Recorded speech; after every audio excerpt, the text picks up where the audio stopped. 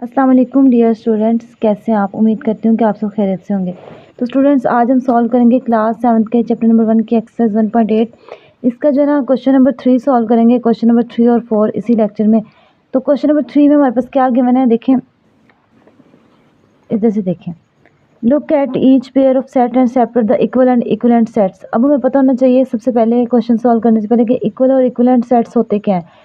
तो इसके बारे में हम पहले पढ़ेंगे, उसके बाद देन हम क्वेश्चन सॉल्व करेंगे।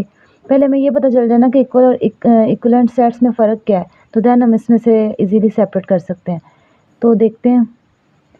अच्छा, अब देखें इक्वल सेट्स लिखा हुआ है यहाँ। पहले ऊपर इक्विवेलेंट सेट्स पढ़ लेते हैं। Two sets A and B are set to B equivalent if they have the same number of elements. अब देखिए इधर एक उन्होंने बात की है कि दो सेट जो ना ए और बी तब ही इक्विवेलेंट होंगे, वो इक्विवेलेंट कहलाएंगे जब क्या है उनका same number of elements. Same number of elements का मतलब है कि उनके जो एलिमेंट्स गिवन होंगे ना उनकी नंबरिंग सेम हो। जैसे अब देखें कि अगर एक में हमारे पास 5 है, देखें AEIOU एक फॉर एग्ज़ाम्पल उन्होंने बोला हुआ है। तो AEIOU देखें 1 2 3 4 5, ये भी 5 है, इसकी भी नंबर जो है ना वो 5 नंबर्स हैं। और इधर भी देखें नंबर ऑफ़ एलिमेंट्स कितने हैं बी में, 1 2 3 4 5। तो नंबर ऑफ़ एलिमेंट्स जब हमारे पास सेम होंगे तो वो हमारे पास क्या होंगे, इक्विवेलेंट सेट्स होंगे। तो इसको हम किस तरह राइट करते हैं, we write it as A equivalent to B, इस तरह का सिंबल यूज़ करके। तो we can see that number of elements in set A and B is 5, so the set A and B are equivalent sets।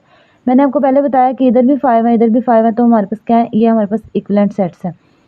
अब देखें equal sets. अब आपने ये जो है ना याद रखना है कि हमारे पास जब नंबर ऑफ़ एलिमेंट्स इक्वल हो ना तो वो हमारे पास इक्विवेलेंट सेट्स होते हैं। अब दूसरे में देखें equal sets. If set A and B contain the same elements then the set A and B are equal sets. अब देखें इसमें और इसमें चेंजिंग क्या है।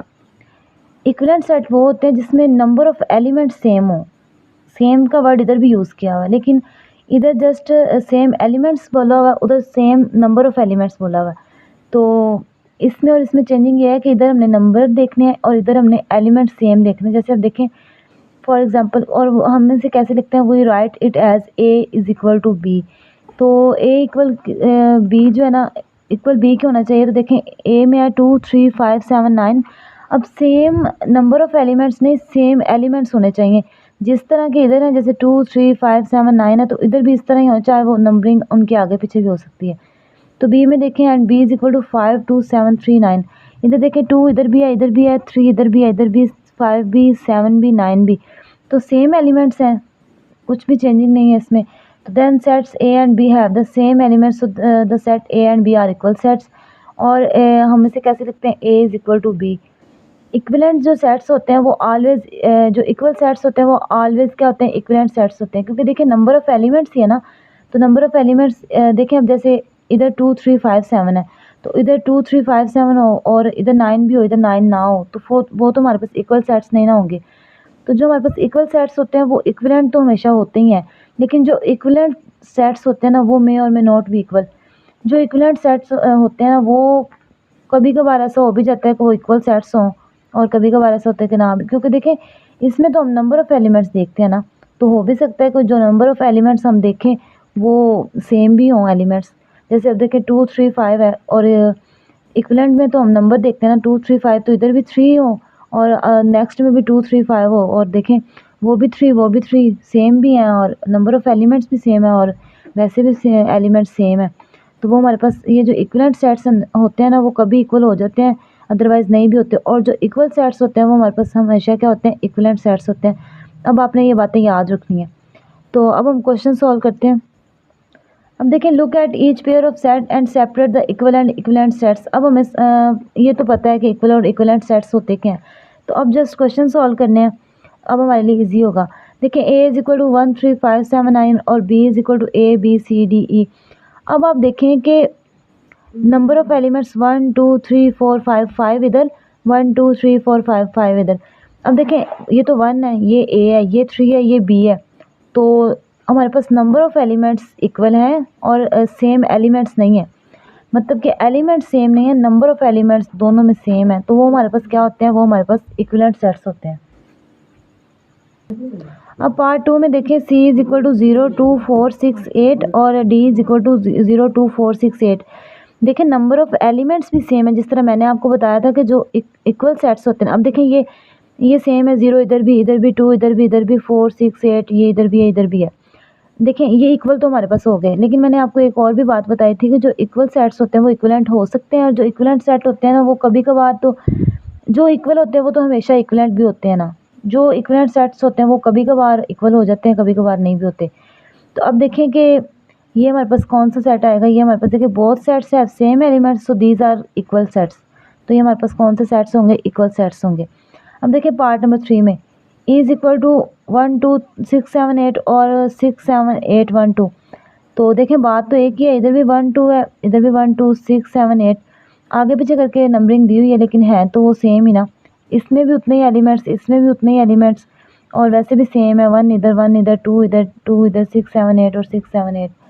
तो ये हमारे पास कौन से सेट्स होंगे, इक्वल सेट्स होंगे। अब नेक्स्ट देखते हैं पार्ट नंबर 4। पार्ट नंबर 4 में हमारे पास g इज़ इक्वल टू 1 2 3 और अप टू सोन चलता जाएगा 20 तक, और h इज़ इक्वल टू 1 2 3 और अप टू सोन कहाँ तक जाएगा, ये भी 20 तक। तो देखेंगे ये हमारे पास number of elements same elements भी हैं और नंबर ऑफ़ एलिमेंट्स भी सेम है। तो ये हमारे पास कौन से होंगे, ये हमारे पास होंगे इक्वल सेट्स। ठीक है, अब नेक्स्ट जो है ना वो देखते हैं पार्ट नंबर 5।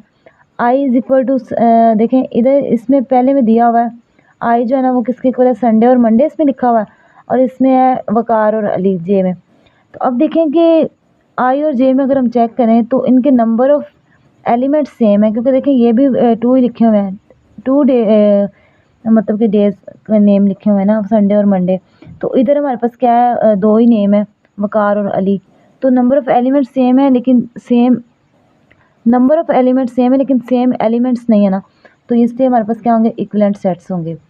अब आगे देखिए पार्ट नंबर 4, क्वेश्चन नंबर 4 में। क्वेश्चन नंबर 4 में हमारे पास है look at each pair of the sets and separate the disjoint and overlapping sets. अब डिसजॉइंट सेट्स क्या होते हैं और ओवरलैपिंग सेट्स क्या होते हैं, इनके बारे में पहले हम पढ़ लेते हैं, देन हम इन क्वेश्चंस को सॉल्व करेंगे। अब देखें डिसजॉइंट सेट्स, 2 और more sets are disjoint if they do not have common elements. मतलब कि अगर हम हमारे पास दो जो है ना, दो कोई भी सेट्स गिवन है, जैसे ए और बी आप लगा लें, तो अगर हम उनका इंटरसेक्शन लें, आफ्टर इंटरसेक्शन लेने कैसे लेते हैं कि हम वो वाली वैल्यू लिखते हैं जो दोनों में सेम होती हैं। जैसे अब ए में देखें ना 3 5, इसमें तो कुछ भी वैसे कॉमन नहीं आ रहा, तो जो दोनों में सेम होता है ना, फॉर एग्ज़ाम्पल अगर मैं आपको करवाऊँ, एक एग्ज़ाम्पल लिखती हूँ। जैसे देखें ये एक एग्ज़ाम्पल लिखी मैंने, a is equal to A B और b is equal to A3। अब देखें अगर इसका हमने a और b का इंटरसेक्शन लेना हो तो हमारे पास क्या कॉमन आएगा, इसमें जो चीज़ कॉमन होती है ना दोनों में वो वाली लिखते हैं। तो a इधर भी है लेकिन इधर b है, इधर 3 है, तो हम जस्ट हमारे पास क्या आएगा, a आएगा। तो इस तरह हमने इसका इंटरसेक्शन का सिंबल ये होता है। तो अगर हमने a इंटरसेक्शन b निकाला है ना, तो हम इसको लिखेंगे कि वो हमारे पास किसके इक्वल है, a के। तो ये इस तरह हम इंटरसेक्शन लेते हैं। अगर तो देखें अब इंटरसेक्शन लेने से हमारे पास कोई ना कोई वैल्यू आई है ना, तो जब हमारे पास कोई ना कोई वैल्यू आ जाती है तो वो हमारे पास क्या होते हैं, ओवरलैपिंग सेट्स होते हैं। देखिए 2 और more sets are overlapping sets if they have at least 1 common element. कुछ ना कुछ उनमें कॉमन हो तो वो हमारे पास क्या होते हैं, ओवरलैपिंग सेट्स होते हैं। जैसे देखें a इज़ इक्वल टू 3 5 7 9 और b इज़ इक्वल टू 3 4 6 9। तो देखिए ये ओवरलैपिंग सेट्स हैं because they have 3 and 9 common elements. 3 इसमें भी है, इसमें भी है, और 9 इसमें भी है, इसमें भी है। बाकी देखें 5 7 और ये 4 6 है। तो जो चीज़ कॉमन हो वो हमने लिख ली, तो वो हमारे पास क्या होता है, ओवरलैपिंग सेट्स होते हैं। तो डिसजॉइंट सेट्स अब आपको समझ आई गई होगी। अब देखिए इधर 3 5 8 9, ये इसकी बेस्ट एग्जांपल है। देखें 3 5 8 9 और इधर बी में 1 4 7 11, कुछ भी सेम नहीं है ना, तो इधर 3 है ना 5 है ना 8 है ना 9 है, कुछ भी कॉमन नहीं है। तो इंटरसेक्शन लेने के बाद हमारे पास एम्प्टी सेट आएगा, खाली सेट, उसको इस तरह लिख देते हैं। तो इस तरह खाली सेट। तो अगर हमारे पास कुछ भी कॉमन ना आए ना, मतलब कि इंटरसेक्शन लेने के बाद कुछ भी वैल्यू कॉमन ना आए, मतलब कि जो कुछ भी उनका आंसर ना आए, मतलब कि वो एम्प्टी सेट है, तो वो हमारे पास क्या होते हैं, डिसजॉइंट सेट्स होते हैं। और अगर इंटरसेक्शन लेने के बाद कोई एक ना एक वैल्यू हमारे पास आ जाए तो वो हमारे पास क्या होते हैं, ओवरलैपिंग सेट्स होते हैं। अब इनके जो क्वेश्चंस हैं वो मैं आपको जल्दी जल्दी करवा देती हूँ, क्योंकि वो इजी हैं, आपको समझ आ गई होगी तो आप इजीली सॉल्व कर सकते हैं। अब ये देखें जिस तरह ये पार्ट नंबर 1 है इसका, ए इज इक्वल टू 7 8 9 और B is equal to A B C D E. अगर इनका इंटरसेक्शन लें तो ये तो नंबर्स गिवन है, ये अल्फ़ाबेट्स मतलब कि ए बी सी गिवन है। तो अब देखें कि इसमें और इसमें कुछ भी कॉमन नहीं आ रहा, तो एम्प्टी सेट आएगा ए और इंटरसेक्शन बी लेने के बाद। तो हमारे पास क्या होंगे, ये डिसजॉइंट सेट्स होंगे, क्योंकि डिसजॉइंट सेट्स वो होते हैं जिसमें कुछ भी कॉमन ना हो, एम्प्टी सेट हो। अब देखिए पार्ट नंबर 2, पार्ट नंबर 2 में सी इज इक्वल टू 0 5 10 15 और डी में है 0 5 8 9 15। अब देखिए इधर हम अगर इसका इंटरसेक्शन लें तो हमारे पास कॉमन क्या आएगा, 0 भी कॉमन आएगा, 5 भी कॉमन आएगा, दोनों में है, और 10 नहीं, 10 इधर नहीं है, 15 भी कॉमन आएगा। तो ये हमारे पास 3 वैल्यूज जो है ना वो कॉमन आ गई हैं। तो ये हमारे पास क्या है, ये ओवरलैपिंग सेट्स हैं, क्योंकि कुछ ना कुछ कॉमन आ जाए हमारे पास, तो इंटरसेक्शन के बाद कोई ना कोई वैल्यूज़ आ जाए तो वो हमारे पास क्या होते हैं, ओवरलैपिंग सेट्स होते हैं। इसी तरह नेक्स्ट पार्ट देखते हैं, पार्ट नंबर 3। पार्ट नंबर 3 देखें, ई इज़ इक्वल टू 1 2 3 4 5 6 और जो है ना हमारे पास एफ इज़ इक्वल टू 1 3 2 5 6। तो अब देखें इधर बस 4 ही नहीं है, इधर भी वही सेम, इधर भी वही सेम, लेकिन देखिए इधर 4 मिसिंग है, इसमें इन वैल्यूज़ में 4 मिसिंग है।